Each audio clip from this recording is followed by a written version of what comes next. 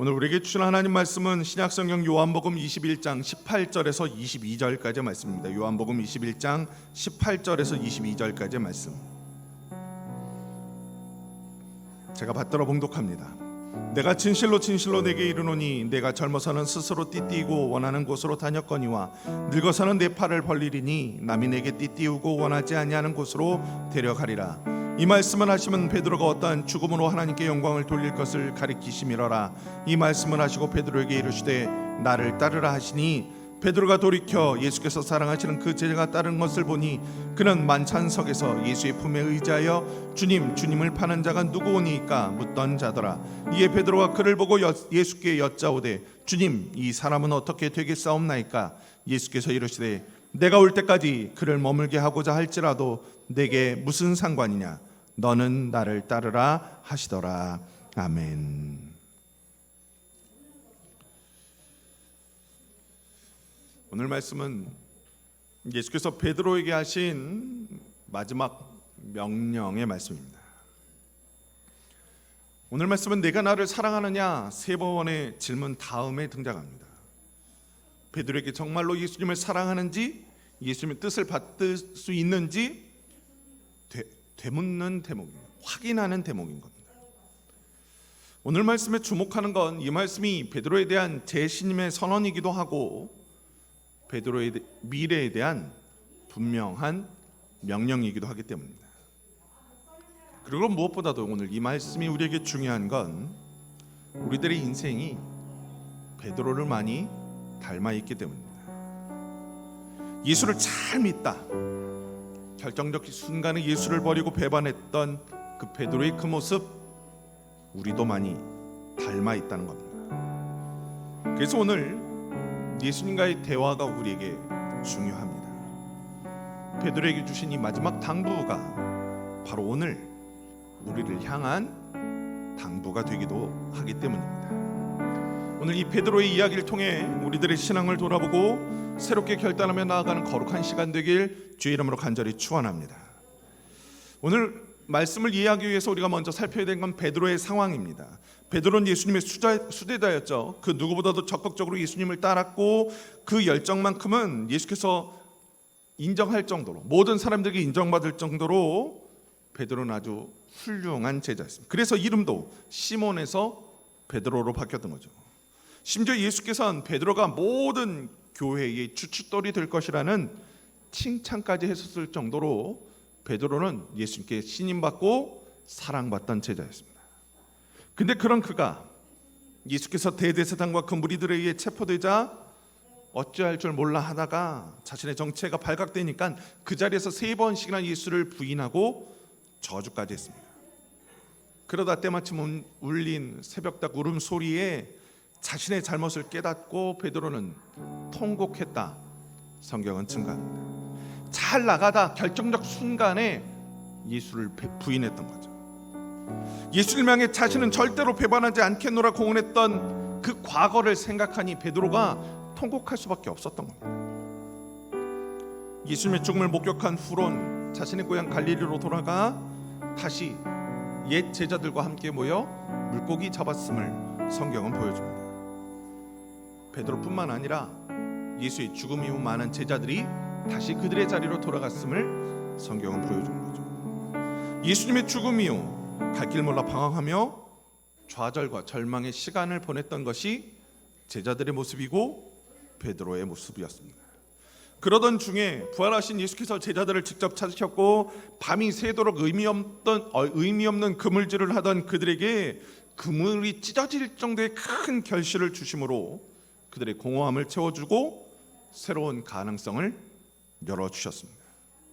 그런 그들을 위한 조반을 준비하신 예수께서 그들에게 밥을 먹이신 다음 베드로에게 물었던 겁니다. 내가 나를 사랑하느냐? 내가 나를 사랑하느냐? 내가 나를 사랑하느냐?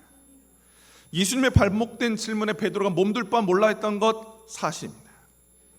그리고 그런 베드로가 끝까지 제가 예수님을 사랑합니다, 주님을 사랑하는 줄 주께서 아십니다, 변치 않고 대답하는 모습을 보고 예수께서 오늘 우리가 읽은 본문을 통하여 마지막 명령을 주시는 겁니다. 정확히 지금 베드로의 상태는 바닥을 치고 다시 상승하는 상태인 거죠. 비록 3번씩이나 고쳐 물으신 예수님의 모습이 잠시 긴장되긴 했지만 내양을 치라 하는 예수님의 명령에 베드로는 다시금 용기를 얻은 거죠. 아, 예수님이 나를 버리지 않으셨구나, 예수님이 나를 다시 믿어주시는구나, 자신감을 갖게 된 순간이 오늘 우리가 읽은 본문의 상황이라는 거예요. 그리고 좌절과 절망을 딛고 다시금 수제자로서 반석으로서의 자부심으로 일어서려고 하는 그 베드로를 향해 오늘 예수께서 오늘 본문의 말씀을 통하여 그에게 질문을 던지십니다. 그리고 그에게 준 첫 번째 말씀은 내가 젊어서는 스스로 띠띠이고 원하는 곳으로 다녔거니와 늙어서는 내 팔을 벌리리니 남이 내게 띠띠우고 원하지 아니하는 곳으로 데려가리라 하는 선언이었습니다.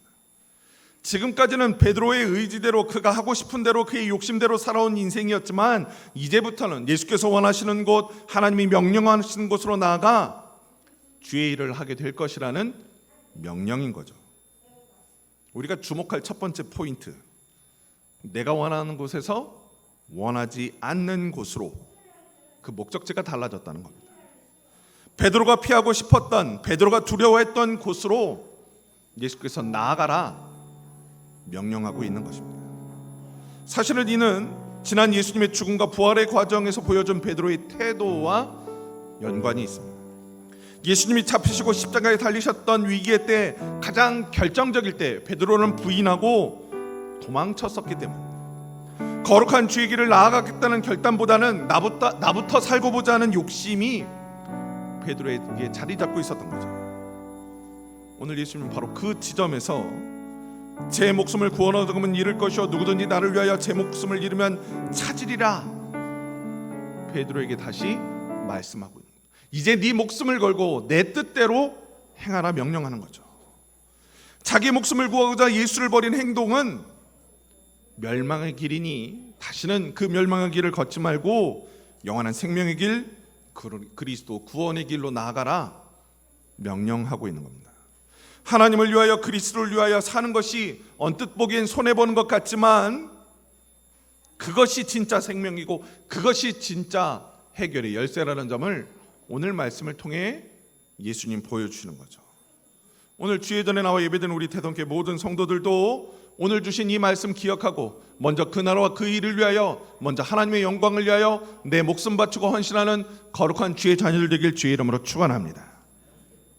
사실 베드로와 예수님의 대화가 여기서 마무리됐다면 굉장히 좋았을 듯 싶습니다.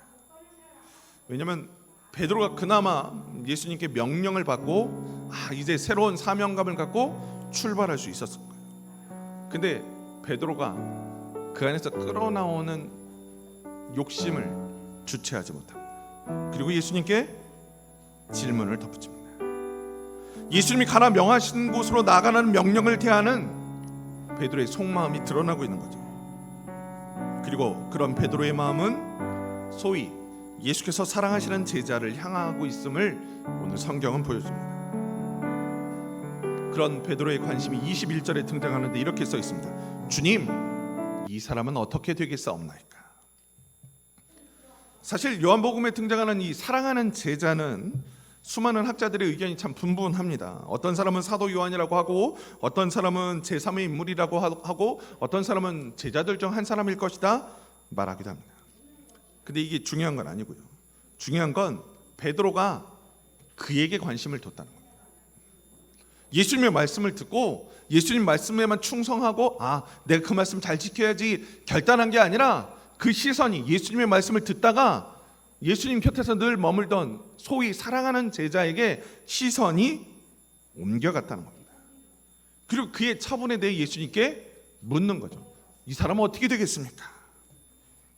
일종의 질투하는 겁니다. 지금까지 베드로는 예수님께 최고의 제자였어요. 예수님께 가장 많은 사랑을 받은 제자였고 예수님께 인정받는 제자였습니다. 근데 그 예수님 곁에 사랑하는 제자라는 사람이 하나 더 붙어 있는 걸 베드로가 보지 못했던 거죠. 자신은 예수께 3번씩이나 되물음을 당했는데, 자신은 그 잘못으로 인하여 예수님께 3번씩이나 확인을 당했는데, 예수님 저 제자는 그냥 두시렵니까? 묻고 있는 거죠. 저 제자는 어떤 처분을 받습니까? 나는 예수님께 3번씩이나 확인받은 다음에 예수님이 원하시는 곳으로 가라 하셨는데, 저 제자는 어떻게 될까요? 그는 왜 징계받지 않습니까? 그는 왜 그 잘못에 대해 질책받지 않습니까? 항변하는 거죠. 왜 나만? 그런 마음이 오늘 말씀에 담겨 있는 겁니다. 왜 자신만 그런 지적을 당하고 왜 자신만 부끄럽기까지 한 확인을 했느냐는 항변인 거죠.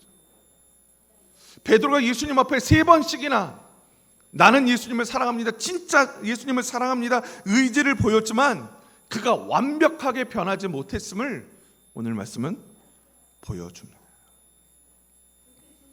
동시에 진정한 회개는 자신의 결단과 의지로 되는 것이 아니라 하나님의 도우심, 보혜사 성령의 은혜로 이루어지는 것임을 보여주는 것이기도 합니다.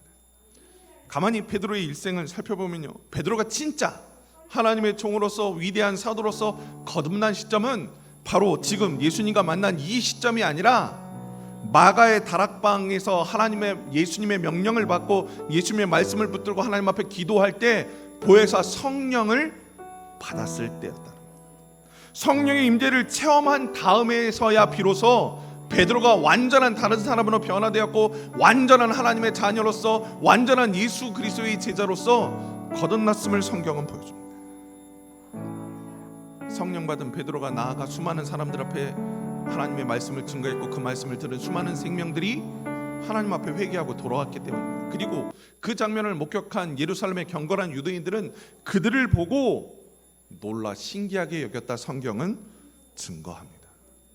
왜냐하면 베드로의 지식으로, 제자들의 지식과 능력으로는 할 수 없는 일들을 하는 그 모습에 주변에서 보던 이들조차 충격을 받았던 거죠.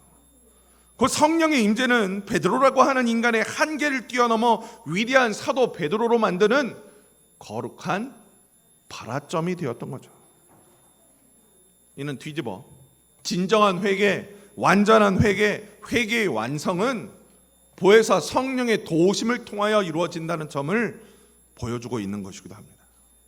곧 지금 예수님 앞에 3번씩이나 사랑하느냐 확인을 받고 이제 너는 나를 따르라는 명령을 받은 지금 이 순간은 베드로가 완벽한 환골 탈퇴한 그 순간은 아니라는 거죠. 그리고 그가 부족한 그 모습을 보이고 있는 것이 바로 지금 예수 곁에 있던 사랑하는 제자를 향한 그의 질투와 시기에서 드러나고 있는 겁니다. 왜 나만 이런 처분을 받고 왜 나만 예수님께 이런 추궁을 받아야 됩니까? 주님, 저 사람은 어떻게 되겠습니까? 항변하는 그 모습에 베드로의 불완전함, 베드로의 연약함이 다시 드러나는 거죠. 어떤가요? 우리도 하나님의 일을 할 때, 하나님 앞에 헌신할 때 이런 베드로와 같은 마음 많이 생기지 않습니까? 처음에는 선의로 하던 봉사도 차츰 일상이 되면 왜 나만 이런 고생을 하는지, 왜 나만 이런 어려움을 당하는지 몰라 불평이 생기고 불만이 생기는 것이 우리들의 현실이기 때문에, 곧 오늘 베드로의 반응은 베드로의 한계를 보여준 것이라기보다는 공통된 인간의 한계요, 공통된 성도의 한계요, 우리들의 본질을 보여준 사건인 거죠. 주목할 건 그런 베드로의 반응에 대한 예수님의 대답이었습니다. 오늘 22절 말씀에 등장하는데요, 예수님이 22절 말씀을 통해서 베드로에게 내게 그것이 무슨 상관이냐 되물었다 성경은 증거합니다. 이런 23절에 덧붙여진 설명에도 나타나듯 가는 이들, 베드로 외에 다른 사람에 대한 처분은 예수님의 것이지 베드로의 관심사항이 아니라는 것을 보여주는 겁니다. 다시 말하면 예수님 앞에 회개하고 예수 그리스도의 증인으로 제자로 다시 살겠다 결단한 사람들은 그 시선이 오직 예수님에게만 향하고 있어야 된다는 거예요. 언제까지 주변을 살피면서 불평하고 원망할 것인가 하는 지적을 담고 있는 거죠. 베드로가 거듭나지 않은 상황, 예수님께 재승인 받지 않은 상황이라면 그렇게 해도 되는데, 내가 나를 사랑하느냐는 예수님의 물음에 3번씩이나 대답한 베드로가 이제 와서 다시 주변의 문제로 흔들리고 주변의 문제로 인해서 갈등해서는 안 된다. 오늘 예수님이 말씀하고 있는 겁니다. 그게 너랑 무슨 상관이냐? 되물음을 통해 내가 왜 나 대신에 다른 이들의 관심을 갖느냐? 내가 주목할 건 나다, 하나님이다 말씀하고 있는 거죠. 그래서 예수님은 그런 제자 베드로에게 너는 나를 따르라 말씀하셨던 겁니다. 그런 측면에서 너는 나를 따르라는 명령은 사명에 집중하라는 말씀입니다. 왜 주변과 비교하고 이웃들과 비교해 평가하고 인정받으려 하느냐? 되묻고 있는 거죠. 믿음의 첫 단추는 하나님과 나와의 올바른 관계 정립에서 출발하는데, 왜 하나님과 예수님과의 관계도 제대로 회복하지 못했으면서 벌써부터 주변을 신경 쓰고 벌써부터 내 곁에 있는 사람들에게 신경 쓰느냐? 예수님 지적하고 있는 겁니다. 오늘 말씀이 우리에게 중요한 건, 최근 우리들의 상황이 오늘 이 베드로의 모습을 많이 닮아 있기 때문입니다. 코로나19라는 신종 전염병의 창궐은 우리 삶에 큰 변화를 가져왔습니다.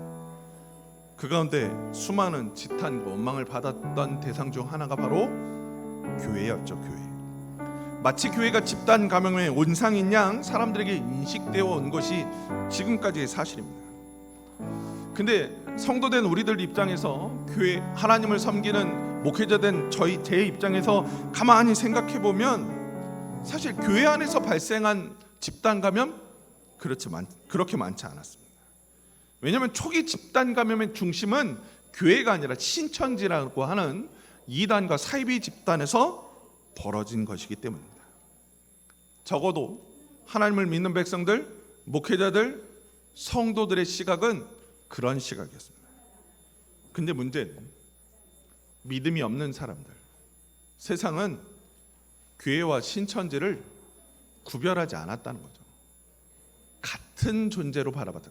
신천지도 교회고 일반 교회도 교회인데 뭐가 다르냐? 사람들은 취급했던 겁니다. 그러니 선한 교회들 입장에선 억울했던 게 사실입니다. 우리는 신천지와 다른데 신천지와 똑같은 취급을 한다는 것에 화도 나고 답답하기도 했던 겁니다. 그리고 며칠 전 이태원 클럽에서 또다시 코로나19의 재확산을 우려하는 감염자가 속출하기 시작했습니다. 오늘 보도를 보니까 한 50명 정도 전국적으로 퍼졌다고 하네요. 그러니까 거기에 댓글에 가장 먼저 달린 것이 교회 또다시 닫아야 된다. 왜 교회 가는지 모르겠다라는 댓글들이었습니다. 교회를 통한 집단 감염이 또 일어날 수 있다는 우려가 넘쳐나고 있는 거죠. 이런 상황이 성도들 입장에서 목사인 저로서도 별로 달갑지 않습니다. 그래서 일부 교회에선 이런 상황에 대해 공개적으로 항의하기도 했죠. 근데 이런 때 우리가 돌아봐야 될 건 교회의 사명입니다. 교회가 이 땅에 존재하는 이유죠. 교회는 하나님의 영광을 드러내고 하나님의 사랑을 나누고 증거하는 성도의 공동체입니다. 함께 모여 찬양하고 기도하고 친교하면서 서로의 신앙에 긍정적인 영향을 주고, 나아가 하나님을 알지 못하고 깨닫지 못한 이들을 거룩한 하나님 품으로 인도하는 전도자의 사명을 갖고 있는 곳이 교회고 교회 공동체입니다. 구원의 통로가 되어야 되는 거죠. 문제는 구원의 통로로서 역할을 해야 될 교회에 대해 작금의 여론은 코로나19 확산의 통로로 인식되고 있다는 겁니다. 그런 면에서 답답하고 억울한 것도 사실이죠. 그러나 그러면 그럴수록 교회는 더 노력해야 되는 거죠. 교회가 앞장서 전염병 확산의 가능성을 차단하고 선제적으로 방역하고 노력해야 된다는 겁니다. 그게 하나님의 뜻인 거죠. 거룩한 구원의 통로로서 교회는 오직 우리만이라는 이기주의나 선민주의로 무장하는 것이 아니라 모든 사람들이 인정하고 모든 사람들이 수긍할 수 있는 거룩함과 사랑의 완성을 통해 하나님의 영광을 드러내야 되는 것이 교회의 본질이기 때문입니다. 그런 의미에서 많은 교회들이 아직도 공동 식사를 자제하고 성가대 운영이나 통성기도, 찬양 집회 등을 자제하고 있는 거죠. 거룩한 주의 영광을 드러내는 신앙 공동체로서 행여나 이웃들에게, 행여나 많은 사람들에게 피해를 주지는 않을까 먼저 조심하고, 먼저 자제하고, 먼저 방역하고 소독하는 겁니다. 오늘 말씀에서 베드로는 자신의 사명에 집중하기 전에 또 다른 제자의 처분에 집중했다면, 지금 대다수 교회들은 우리들의 사명에 집중하여 이웃들의 상황에 집중하고 있는 거죠.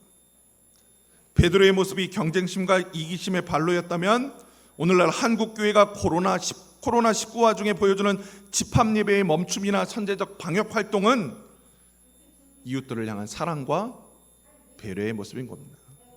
하나님의 영광을 드러내는 거룩한 멈춤인 거죠. 이런 때 우리가 할 일은 지금의 상황에 대한 억울함을 토로하고 불평할 것이 아니라, 예수께서 우리에게 보여주셨듯 묵묵히 충성하고 먼저 사랑하고 먼저 용서하는 거룩함을 드러내야 되는 겁니다. 그 다음 세간의 평가는 하나님이 책임지실 겁니다. 그런 의미에서 성도는 해바라기 꽃과 같은 존재가 되어야 됩니다. 해가 움직이는 대로 고개를 돌리는 해바라기처럼 하나님만 바라보고 하나님이 이끄시는 대로, 하나님이 인도하시는 대로 주만 바라보며 묵묵히 나아가는 존재가 성도이기 때문입니다. 그렇게 나갈 때 우리들의 인생은 달라질 것이고, 우리를 향한 인식도 분명히 달라질 것입니다.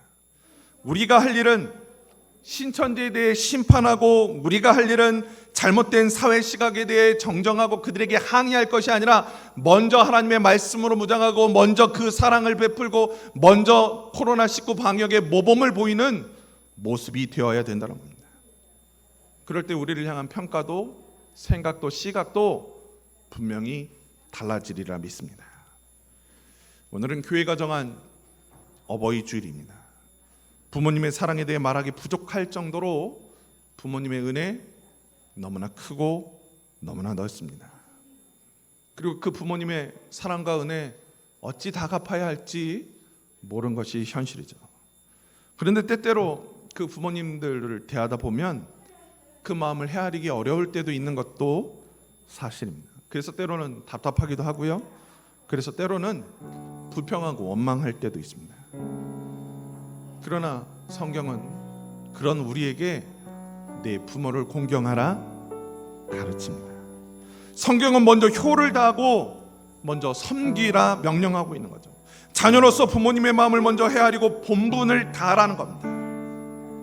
그 다음은 하나님의 몫이라는 거죠. 하나님이 책임지신다는 겁니다. 이것이 성경의 일관된 가르침입니다. 이는 오늘 우리가 읽은 본문에서도 똑같이 등장합니다. 성도된 우리가, 제자된 우리가 가장 먼저 할 일은 주의 자녀로, 제자로, 사도로 바르게 서는 겁니다. 주변과 비교하고 평가하고 저울질하는 것이 아니라, 저 사람은 어떻게 되겠습니까? 저 사람의 잘못은 그냥 내버려 두시렵니까? 항의하고 하나님 앞에 따지고 예수님 앞에 항의하는 것이 아니라, 나를 따르라 말씀하시는 예수님의 말씀에 아멘, 주여 내가 따르겠나이다, 충성하고 순종하는 것입니다. 그래서 오늘 예수님, 베드로가 회개했음에도 불구하고 아직도 예수님을 바라보지 못하고 아직도 예수님의 뜻을 붙들지 못하고 주변을 바라보는 그 모습을 보고 아주 강한 명령으로 너는 나를 따르라 명령하셨던 겁니다. 오늘 주일전에 나와 예배드린 우리 대동교회 모든 성도들이 오늘 예수님의 명령 가슴에 새기시기 바랍니다. 너는 나를 따르라 말씀하시는 예수님의 그 명령 가슴에 품고 세상을 바라보고 이웃을 바라보고 주변을 바라보는 것 아니라 하나님 한 분만 바라봐 코로나19로 인하여 어려운 이 세상 믿음으로, 하나님의 은혜로 하나님 영광 높이는 거룩한 주의 증인들 되길 우리 주 예수 그리스도의 이름으로 간절히 축원합니다. 사랑의 하나님 감사합니다. 죄 많고 연약한 우리를 오늘도 이 자리로 불러주시고 거룩한 주의 증인으로서 세워주시니 그 은혜에 감사드리옵나이다. 부족하고 연약한 우리의 뜻대로 생각대로 사는 인생 아니라 먼저 하나님의 뜻을 생각하고 하나님의 명령을 생각하는 온전한 믿음의 자녀들 되게 하여 주옵소서. 주변과 비교하며 나와 다른 사람을 비교하여 하나님 앞에 항변하고 원망하는 존재가 아니라 먼저 주의 말씀에 스스로 돌아보고 먼저 주님 앞에 회개하고 먼저 나부터 결단하는 거룩한 믿음의 자녀들 되게 인도하여 주옵소서. 이제는 우리 주 예수 그리스도의 은혜와 하나님 아버지의 사랑과 성령님의 감동감화 교통하심이 오늘 주님 앞에 나와 오직 하나님만 바라보며 나를 따르라 명령하시는 그 명령 위에 아멘 순종하며 나아가겠다 다짐하고 결단하는 주의 백성들 머리 위에 지금부터 영원까지 함께 없으기를 간절히 축원하옵나이다. 아멘.